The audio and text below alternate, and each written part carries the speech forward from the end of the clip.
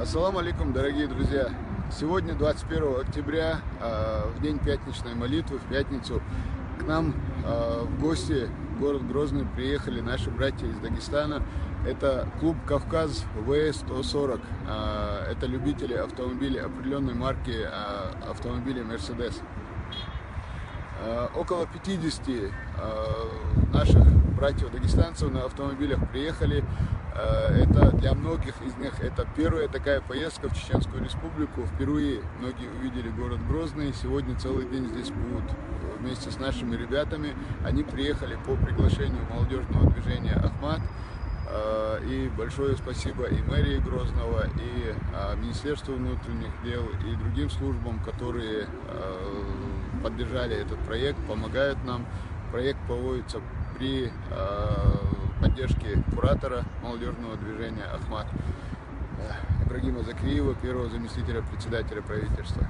Сегодня ребята, которые приехали из совершенно разных национальностей, представляют практически все национальности, которые есть в Дагестане, и это очень символично.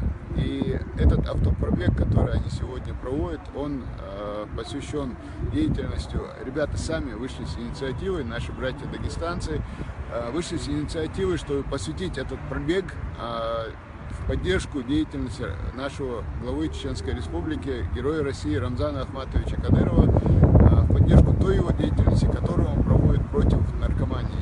Они говорят, наши ребята, дагестанцы говорят, для нас это очень актуально, и такая политика и такая позиция главы региона по отношению к наркомании вызывает очень большое уважение и поддержку среди молодежи Кавказа.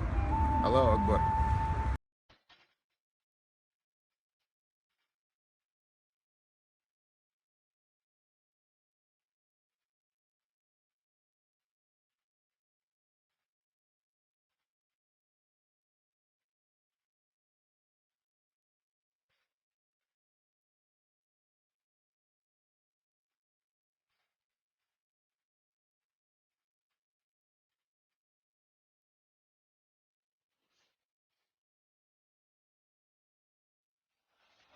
Салам маршал Басарга.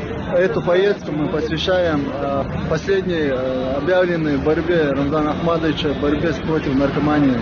Мы против наркомании. Мы за здоровый образ жизни.